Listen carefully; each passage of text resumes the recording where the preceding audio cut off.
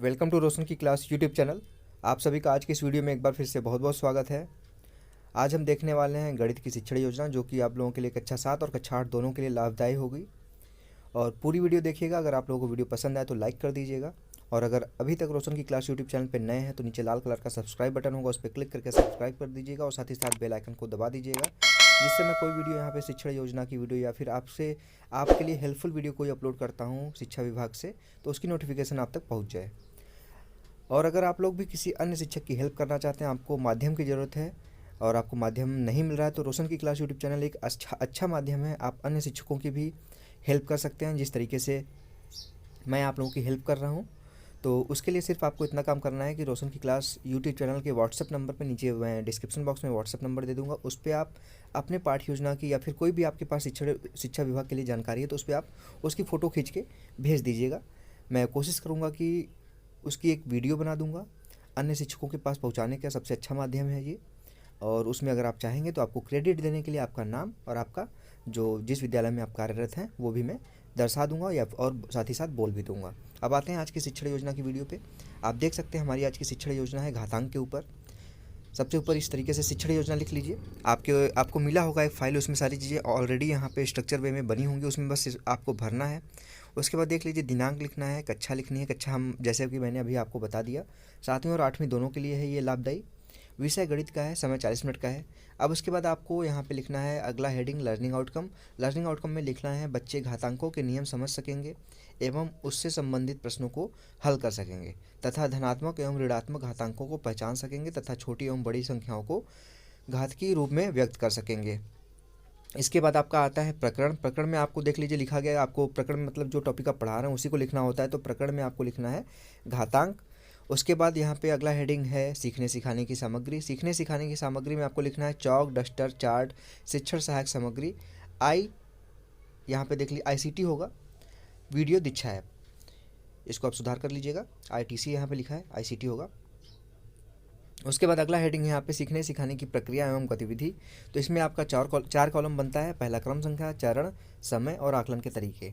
इसमें सबसे पहले चरण में लिखिए क्रम संख्या में 1, चरण में लिखिए शिक्षण के प्रारंभ में, समय है 5 मिनट का, और आकलन के तरीके में ध्यानपूर्वक सुनना एवं प्रक्रिया देना।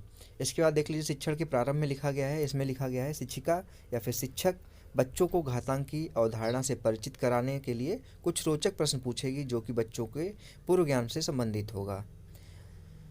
उसके बाद आता है यहाँ पे क्वेश्चन। 4 प्रश्न पूछा गया है। 2 गुणे 5 का उत्तर क्या होगा, तो बच्चे बता देंगे 10। इसको आप यहाँ पे लिखें चाहे ना लिखें, लेकिन श्यामपट पे आप वहाँ जिस क्लास में पढ़ा रहे हैं वहाँ पे ज़रूर लिखें।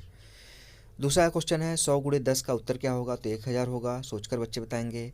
उसके बाद तीसरा क्वेश्चन है 1000 गुणे 10 का मान क्या होगा, तो इसको हो सकता है बच्चा ना बता पाया, हो सकता है बच्चा बता भी दे, सिर्फ 0 ही लगाना है। तो बच्चे हो सकता है कि आपकी क्लास में जो जितने बच्चे उसमें से कोई ना कोई बच्चा इसका उत्तर देगा, तो इसको भी आप श्यामपट पे लिख दीजिए। और चौथा प्रश्न है क्या बच्चों आप इसे छोटे रूप में लिख सकेंगे, यानी कि घात के रूप में, तो बच्चे मौन हो जाएंगे, उनको नहीं पता है, अभी वो नहीं पढ़े हैं तो मौन हो जाएंगे। तो उसके बाद आप उसकी बारे में बच्चों को बताएंगे घातांक के बारे में। दूसरा यहाँ पे देख लीजिए है शिक्षण के दौरान। शिक्षण के दौरान में देख लीजिए लिखा गया है अब शिक्षिका आज के उद्देश्य कथन घातांक की घोषणा करेगी, यानी कि बोलेगी कि बच्चों आज आप लोग को मैं घातांक पढ़ाने वाली हूँ या फिर पढ़ाने वाला हूँ, एवं बच्चों को घातांक की परिभाषा एवं नियम उदाहरण देकर समझाएगी। बच्चे उसको ध्यानपूर्वक सुनेंगे और बीच बीच में कन्फ्यूजन को दूर करेंगे बच्चे अपने। उसके बाद यहाँ पे है देख लीजिए तीसरा घातांक की परिभाषा। बच्चों को बताएंगे घातांक की परिभाषा। घातांक वह संख्या है जो हमें बताती है कि किसी संख्या को खुद से कितनी बार गुणा करना है या फिर करनी है। जैसे 2 के घाते 3 है, यानी कि उसका 2 गुणे 2 गुणे 3 हो जाएगा। आप इसको उदाहरण के रूप में बच्चों को सैंपल पे बता भी दीजिए। उसके बाद यह संख्या का संक्षिप्त संकेतन है जो 2 गुणे 2 गुणे 2 बराबर 8 को व्यक्त करता है। इसे 2 घात 3 या 2 मतलब 2 की घात 3 या 2 ऊपर घात 3 पढ़ा जाता है। तो इसको देख लीजिए, कोई भी संख्या बड़ी संख्या उसको घात के रूप में प्रदर्शित करके उसको शॉर्ट फॉर्म में लिखा जाता है। इतना ही आप उनको समझा दीजिए। 2 के घाते 3 है, यानी कि 2 के पावर 3 है, तो यहाँ पे 2 आधार है यानी कि बेस है, और 3 घातांक है यानी कि एक्सपोनेंट है। उसके बाद है विशेषताएं। यहाँ पे आती है विशेषताएं में थोड़ा सा ये लेंदी आपका लगेगा आपको शिक्षण योजना, लेकिन आप अगर 40 मिनट की क्लास पढ़ा रहे हैं तो पूरा डिटेल में पढ़ाएंगे। यहाँ पे डिटेल में दिखाया गया है कि आपको क्या क्या एग्जैक्ट करना है। अगर इतनी चीज़ें भी आप पढ़ा देते हैं शिक्षण योजना से तो बच्चों के लिए एनफ है। अब विशेषताएं देख लीजिए। घातांक द्वारा छोटी एवं बड़ी संख्या का भी पता किया जा सकता है। पहला है घातांक द्वारा ऋणात्मक एवं धनात्मक मान भी ज्ञात किए जा सकते हैं। दूसरा है परिमेय संख्याओं को भी घातांक के रूप में व्यक्त किया जा सकता है। परिमेय संख्या यानी कि p/q के फॉर्म में जो है उसको भी घातांक के रूप में व्यक्त किया जा सकता है। घातांकों का नियम, अब यहाँ पे बच्चों को घातांकों का नियम बता दीजिए। ए है, एक ही आधार वाली घाती संख्याओं का गुणन में घात का योग होता है, योग होगा यहाँ पे, ठीक है। अगर बेस एक है, ऊपर घात अलग अलग है तो दोनों का योग हो जाएगा। इसको देख लीजिएगा, 2 की घाते 3 गुणे 2 की घाते 4 है तो दोनों ऊपर की घात जुड़ जाएगी, क्योंकि बेस सेम है, यहाँ पे आपका आधार सेम है, तो 2 की घाते 3 + 4 हो जाएगा, तो 2 की घाते 7 हो जाएगा। यहाँ पे उसका उदाहरण भी दे दीजिए। a की पावर m है और a की पावर n है, दोनों का गुणा करेंगे तो a की पावर m + n हो जाएगा। दूसरा है एक ही आधार वाली घाती संख्याओं का भाग करें तो घट जाती है, यानी कि 2 की घाते 7 है भागे 2 की घाते 3 है, तो यहाँ पे जो ऊपर की घात है, बेस ध्यान दीजिएगा, बेस सेम होना चाहिए बस। तो यहाँ पे 2 की घाते 3 था और उधर 2 की घाते 7 था, तो 2 की घाते 7 - 3 हो जाएगा, तो लास्ट में आंसर आपका बचेगा 2 की घाते 4।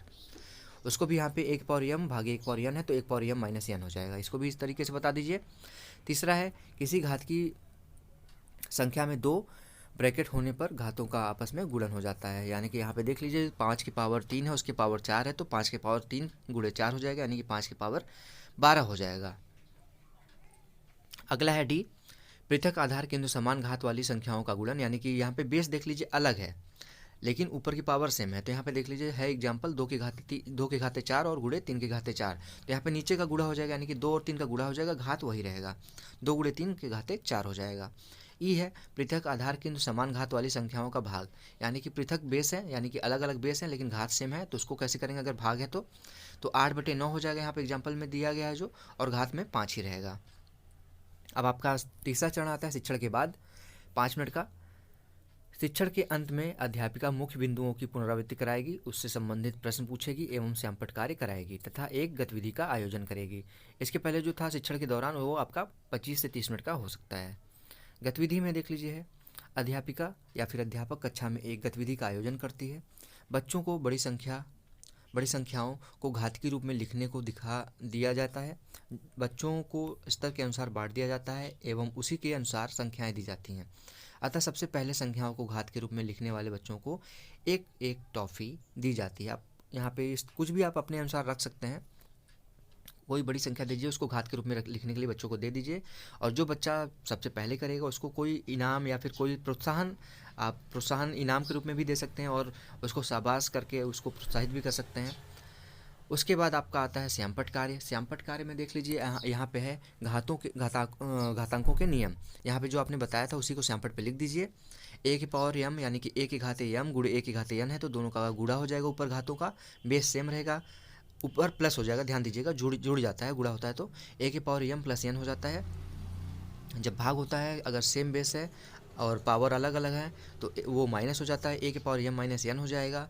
अगर 2 ब्रैकेट के में लगाया गया घात तो दोनों का गुणा हो जाता है, जैसे a की पावर m है उसके पावर n है तो a की पावर m गुणे n हो जाएगा।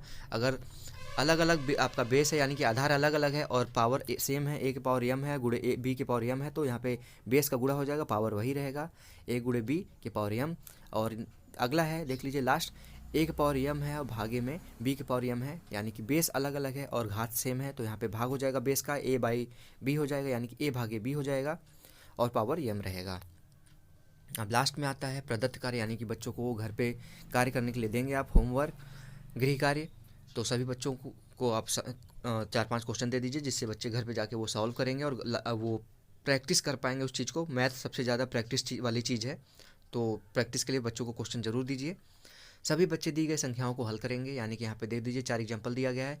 5 की घाते 4 गुणे 5 की घाते 7, दूसरा है 3 की घाते 6 भागे 3 की घाते 2, तीसरा है ब्रैकेट में छोटे ब्रैकेट में 3 की घाते 4 है और बड़े ब्रैकेट के ऊपर है 5 का घात लगाया है, तो यानी कि 3 की पावर 4 उसके पावर 5। और लास्ट में चौथा क्वेश्चन है 2 की घाते 4 है और 2 की घाते 6 है। तो ये हो गया गृह कार्य। और लास्ट में आता है स्व आकलन एवं आगामी योजना, यानी कि आपकी शिक्षण की आगामी योजना क्या होगी। तो आगामी योजना में प्रकरण की रूपरेखा लेकर आएगी।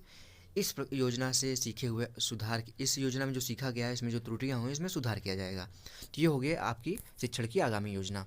तो आशा करता हूँ आप लोगों को आज का ये टीचिंग प्लान यानी कि शिक्षण योजना पसंद आया होगा। अगर पसंद आया तो सिर्फ एक लाइक करिएगा दोस्तों। अगर आप लोगों को कोई सुझाव है तो नीचे कमेंट बॉक्स में कमेंट करिएगा। अगर आप लोगों को किसी भी शिक्षण योजना की ज़रूरत है तो मुझे कमेंट बॉक्स में बताइएगा। मैं 24 से 48 घंटे के अंदर आपकी शिक्षण योजना आप तक पहुंचा दूंगा रोशन की क्लास यूट्यूब चैनल के माध्यम से। सिर्फ आपको इतना काम करना है कि रोशन की क्लास यूट्यूब चैनल को सब्सक्राइब करना है और साथ ही साथ बेल आइकन को दबा के रखना है, जिससे मैं आप लोगों की वीडियो अपलोड करता हूं तो उसकी नोटिफिकेशन आप तक पहुंच जाए। तो शिक्षकों, मिलते हैं नेक्स्ट वीडियो में। तब तक के लिए आप लोगों का बहुत बहुत धन्यवाद। जय हिंद, वंदे मातरम।